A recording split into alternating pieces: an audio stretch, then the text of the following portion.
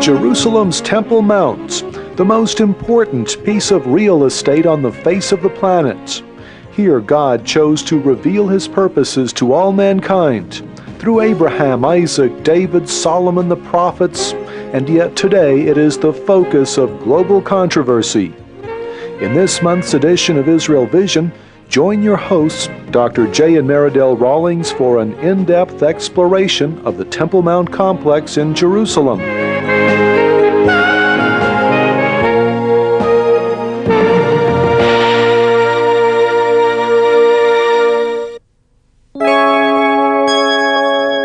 Next year in Jerusalem was the longing cry of diaspora Jews during 2,000 years of exile.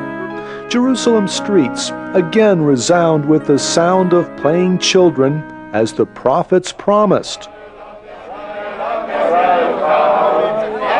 Israel is indeed a reborn nation, and the ransomed of the Lord shall return and come with singing to Zion. But Isaiah's vision of the mountain of the house of the Lord being established is not yet fulfilled. Neither Jews nor Christians are allowed to sing or openly pray on the Temple Mount, known to Muslims as the Haram al-Sharif. Judaism's holiest site is controlled by the Islamic Waqf. Some Jews believe this situation will one day be reversed. Regularly on Jewish festivals and fasts, a group known as the Temple Mount Faithful peacefully attempt to gain access to the temple platform for prayer. In principle, Israeli governments cannot oppose the concept of Jews praying on the site of Solomon and Herod's temples, but practically, to avoid Islamic violent reaction and world condemnation, Israeli police invariably prevent the group from crossing the threshold onto the Temple Mount. Jewish Bible readings and devotions are offered outside the gates. Led by Gershon Solomon, this spot marks the site where a Jew was murdered by Arabs on his way to prayer at the Western Wall. We'll continue to fight until the Temple Mount is liberated. We won't forget those who have sacrificed themselves for this land. God has given us this land, so don't stand in the way of the redemption of Israel. We promise we'll continue the struggle until the full redemption of the Temple Mount, Jerusalem, and the land of Israel is accomplished. Then the people of Israel will dwell in security on the Temple Mount and in all the land of Israel. Since the 6 Days War, almost 30 years, when I say we, I mean the Temple Mount and the Land of Israel Faithful Movement, are doing a godly campaign, a godly struggle for renewing the Temple Mount at the seat of the holy house of God, to rebuild His house on the Temple Mount. After a long time that foreigners use this place as a foreign place of foreign worship. And God promised us that in the time when God will bring once again the people of Israel to this land, He will rebuild His house on the Temple Mount. God tested the patriarch Abraham, saying, "Take your son, your only son Isaac, whom you love, and go to the land of Moriah, and offer him there as a burnt offering upon one of the mountains of which I shall tell you." Here on Mount Moriah, where Solomon later built the temple, the Almighty provided a ram for sacrifice in the place of Isaac. In the center of the Temple Mount stands the foundation stone. According to Jewish tradition, when God created the earth, he began his work here, on the foundation stone. What's the story of the controversy over the site itself, by the way? I said in Judeo-Christian tradition, this is the Mount Moriah of the Abraham story. Islam disagrees with that. So why is it that the Muslims put up the Dome of the Rock on the site? Really for two reasons. First of all, the rock, the stone over there, is called the foundation stone. And this is a place, by the way, where both Jewish and Islamic legend agree. When the world was created, the first thing created was the rock, and from the rock, the rest of the universe spread out. That's kind of the legend or tradition that you find in both Islam and in Judaism, and they call it the foundation stone. That is the stone on which, according to Judeo-Christian tradition, Abraham brought Isaac ready to sacrifice him. But Muhammad got the correct version, the final corrected version, in this book called the Quran. The Quran declares Mecca's Al-Haram Mosque as the first sanctuary appointed for mankind because there Abraham offered Ishmael in Arabia. Abraham and Ishmael are said to have built the Kaaba at Mecca for prayer. On the other hand, in Judaism, Abraham offered up Isaac in the land of Moriah near Jerusalem, and the Bible contains Israel's title deed to Mount Moriah. King David said to Araunah the Jebusite, "I will buy it of you for a price." So David bought the threshing floor and the oxen for 50 shekels of silver. And David built there an altar to the Lord and offered burnt offerings and peace offerings. The threshing floor of Araunah on Mount Moriah is God's chosen site for sacrifice and the temple.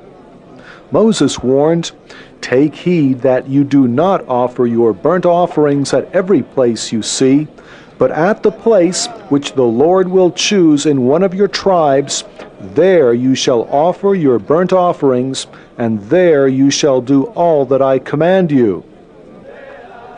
3 times a year all your males shall appear before the Lord your God at the place which he will choose." The holiest place in the world, holiest place in the universe from a Jewish perspective, is a place to which many religious Jews won't go because it's so holy that they're afraid of walking on the holy ground.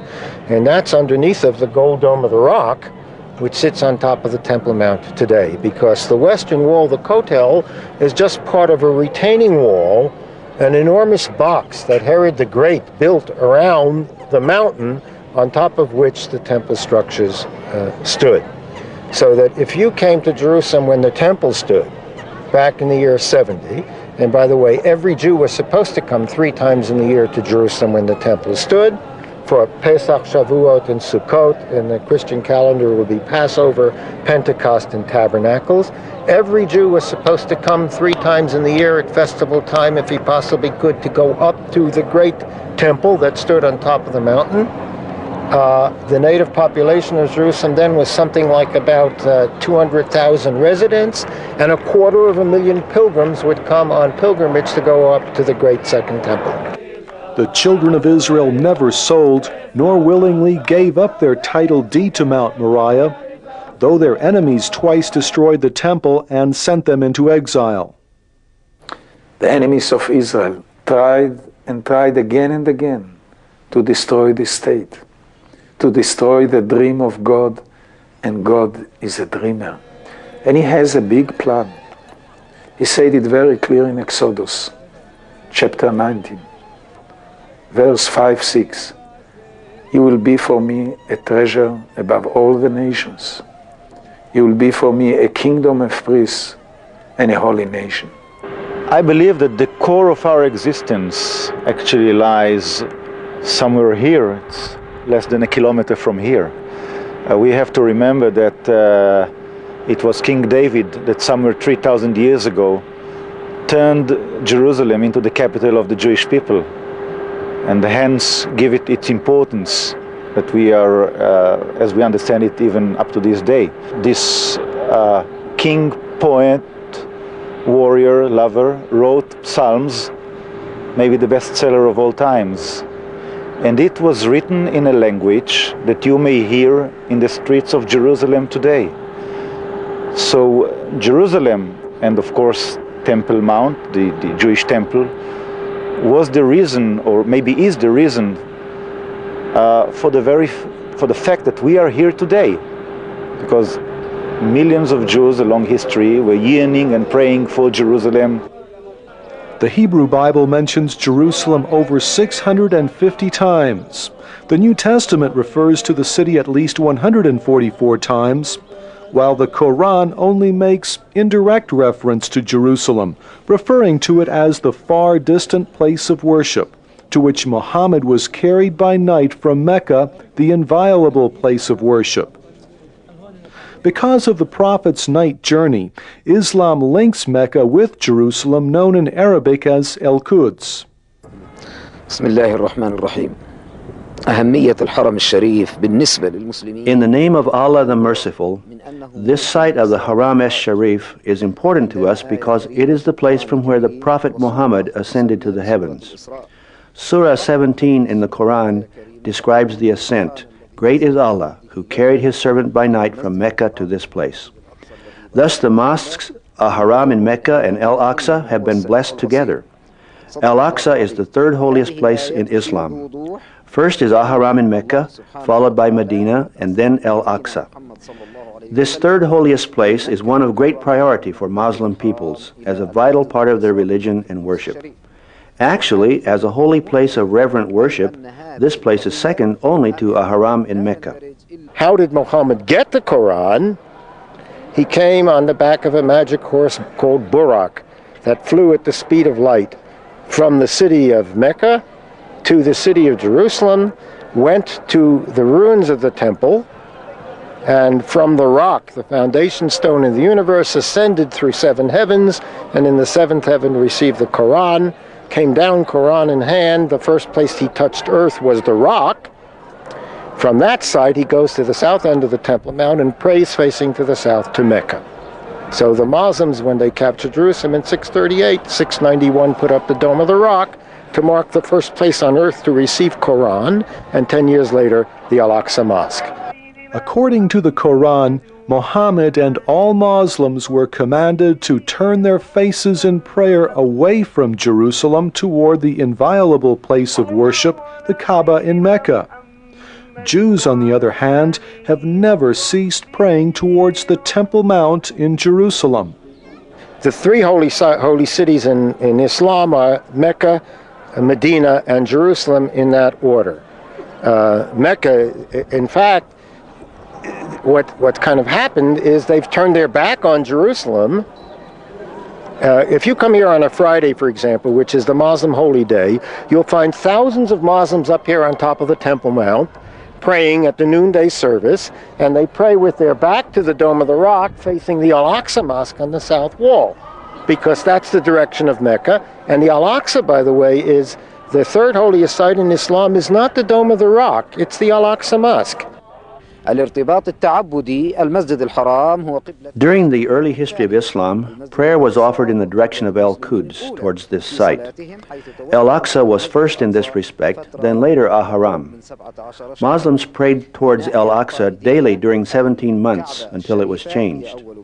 The Kaaba in Mecca is the first place associated with the ascension of Muhammad as he came from there to Al-Aqsa. This mosque is important because it is a place of worship connected with the Muslim religion. It is a precious place of pilgrimage for Muslims. For a Muslim to come to Haram es-Sharif is a religious good deed. And he who goes from Al-Aqsa to Al-Haram in Mecca as a Hajj, he has the blessing of Allah. Because of this connection, Al-Aqsa is very important to Muslims. The Quran commands Muslims to believe in that which was revealed not only to Muhammad, but also to Abraham, Ishmael, Isaac, Jacob, the 12 tribes, Moses, Jesus, and the prophets. Accordingly, these were all true Muslims, and therefore if Jerusalem was important to them, it stands to reason that Al-Quds is an Islamic city because David and Solomon, who conquered and expanded Jerusalem, were actually Muslims themselves. Islam is Allah's final revelation, the ultimate supplanter of Judaism and Christianity. You tell me, like for the future, your plans here, and if, you know, the Jewish people also have hopes of having a temple one day. Is there anything you can say about that? This question demands an answer covering some of the historical and religious background of Al-Quds. It has been an Arab city since its foundation 5,000 years ago. It belonged to the Arab Canaanites and the Arab Jebusites. The Arab Jebusites first built the city and gave it the name Salem. From that time until the present, the Arab character of Al-Quds has prevailed, as it has in all Palestine. The Romans built a temple to Jupiter on the ruins of the Jewish temple. When the empire was Christianized, Byzantine rulers demolished the pagan structure regarding a desolate Temple Mount, a fulfillment of Jesus' words, "There will not be left here one stone upon another that will not be thrown down." During the Byzantine period, Jews mourned the destruction of their temple amid the ruins. Later in the Muslim period, after the construction of the Dome of the Rock and the Al-Aqsa Mosque, the focus of Jewish mourning shifted to the so-called Wailing Wall. The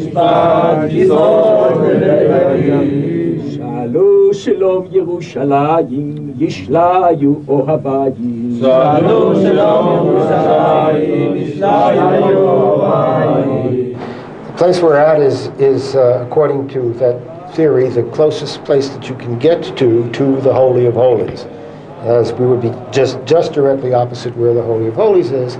And for that reason, a lot of people will come here and pray, saying, well, this is the closest you can get to the Holy of Holies. You notice the water coming out from the stone.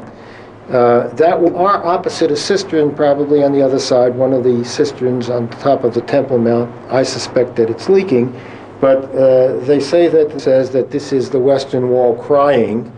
That is, the wall weeps for the absence of the Jewish people who should be up there on top. Somebody has said that Israel is actually the world's greatest audiovisual aid to the Bible. And certainly in this area around the Temple Mount, in the center, in the heart of Jerusalem, that fact is very evident. Archaeology is confirming the Word of God continually as archaeologists make new and exciting finds here in the city of Jerusalem. Today I'm standing actually on a road that Jesus for sure walked on. There's no question that this was an area that he was in many times. And the disciples came to him in this area and they said, "What shall be the sign of your coming and of the end of this age?" And he, of course, went on to describe these signs that we can see happening all around us, around the world today, pointing to his coming. But just before that, he quoted in Scripture a very interesting thing, and I read from the Gospel of Matthew. "Then Jesus went out and departed from the temple, and his disciples came up to show him the buildings of the temple. And Jesus said to them, 'Do you not see all these things? Assuredly, I say to you, not one stone shall be left here upon another that shall not be thrown down.'" And in this area right beside us, the fulfillment of Jesus' words couldn't be any clearer as we see the paving stones cracked under the enormous force of the stones that were thrown down here in 70 AD. These massive stones that made up this retaining wall were pushed down by the Roman soldiers, and each stone would have weighed somewhere in the area of 5 to 7 tons, and an enormous pressure hit the ground below, leaving this history and the Word of God so clearly demonstrated. But on this side of the valley, the Jews were still in control of the city on the other side of the Tyrophean Valley, and they could see these stones coming down, and of course there would be a tremendous lament going up from them when they saw this terrible destruction of their holy city. We Muslims did not stand against the Jewish temples, neither the first nor the second. The first was destroyed by Nebuchadnezzar, and the second by the Roman general Titus. Muslims had nothing to do with the destruction of the Jewish temples. However, today, by the will of Allah, regarding Al-Aqsa Mosque and Haram al-Sharif, there is no place for other religions, neither for Jews nor Christians to have places of worship. It is only for Muslims. We respect other religions, we're not against others. But Al-Quds is an Islamic city religiously, politically, and culturally. It must be under Muslim authority. This logic agrees with culture, history, and religion. The Islamic conquest came in the 7th century, in 638, in the 15th year of the Islamic calendar. The Islamic conquest gave Al-Quds its final Arab and Islamic character and heritage. So many nations in the last 2,000 years, maybe in the last 4,000 years, since God spoke to Abraham and promised him the land, so many big powers and nations tried to take this land from the people of Israel and make it their own land. Who succeeded? Where are the old Egyptians today? Where are the Babylonians, the Assyrians from Syria? Where are all of them? Where are the Romans, which destroyed the Second Temple? And where is Israel? Israel is again here, and now forever. The prophecies of the prophet Isaiah have been immortalized in this area by being actually carved right into the stone of one of these retaining wall beautiful stones that you can see so clearly. And it was done in the 4th century to give Jews an encouraging word, I believe, as they passed by. And the word was, "When you see this, your heart shall rejoice, and your bones shall flourish like grass. The hand of the Lord shall be known to his servants." And in this generation, the prophetic word is truly coming to pass very quickly, as it did, in fact, in the time of Nehemiah's day, when they built this whole area within a couple of years. They rebuilt the walls. But today it's happening in a very quick way as well, and reminding us of the prophecy in Isaiah again in chapter 35, which says, "And the ransomed, or the redeemed of the Lord, shall return and come to Zion with singing, with everlasting joy on their heads, and they shall obtain joy and gladness, and sorrow and sighing shall flee away." And certainly the hope of a rebuilt temple in this area is one of the main hopes that the Jewish people have for the future, because it heralds the coming of the Messiah. Herb Alexander leads tour groups through the Western Wall tunnels. These subterranean remains were at street level 2,000 years ago. They testify of the grandeur of Herod's temple, which stood atop the ancient world's largest sacred platform, expanded by King Herod, who built these massive retainer walls. The stone that we're standing in front of now is the largest stone in the Temple Mount complex. It weighs over 430 tons. That's over 1 million pounds. And it is probably the largest stone ever moved in one piece in all of history. Temple's destroyed in 70. The whole city is burnt. There's a layer of ashes from all over from the destruction level. Look at this.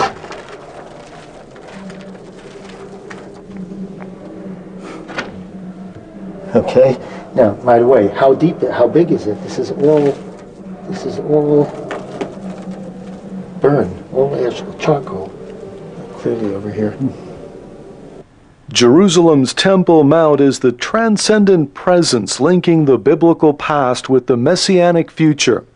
Despite the fact that Judaism's holiest site has been occupied for 20 centuries by foreigners, Jewish prayers are continually directed in the direction of the Holy of Holies, in the belief that the God of Israel will accomplish his purposes on the Temple Mounts. As Solomon prayed at the temple dedication 3,000 years ago, "Listen to the supplication of thy servant and of thy people Israel when they pray toward this place. Hear thou in heaven thy dwelling place, hear and forgive." The Bible promises us that the temple will be rebuilt by Israel. Not only that, it will be a blessing to all nations. As Isaiah 2:3 says, "Many people shall come and say, 'Come, let us go up to the mountain of the Lord, to the house of the God of Jacob, that he may teach us his ways, and we may walk in his paths.'"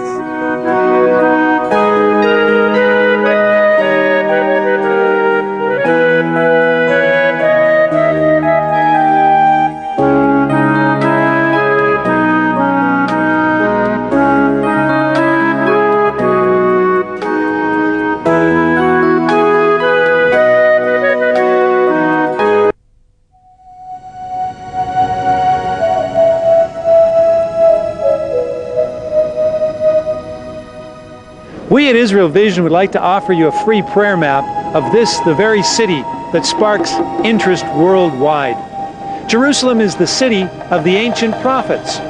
Jerusalem is the city of current controversy, and Jerusalem is actually the city of the future that promises one day a time of peace and tranquility for all mankind. Psalm 122, verse 6, calls us to pray for the peace of Jerusalem, with the promise that they will prosper who love her. How would you like to have your own free prayer map of Jerusalem? Contact us here at Israel Vision. We have sent out thousands of prayer maps around the world, and people just like you are blessed to participate. Our friend Corinne from America has written, "I want you to know that for 1.5 years now I have taken my duty very seriously, and I'm grateful to be a part of the Global Prayer Task Force for Jerusalem." The Bible promises to prosper and bless those who pray for Jerusalem's peace. Wouldn't you like to be a part of this worldwide prayer team? If so, we will be pleased to send you your own prayer map with a set of photos of your street, and to keep you informed, you'll also receive a regular letter outlining the current prayer needs of this, the city of the great King. Write to us today. Shalom from Jerusalem.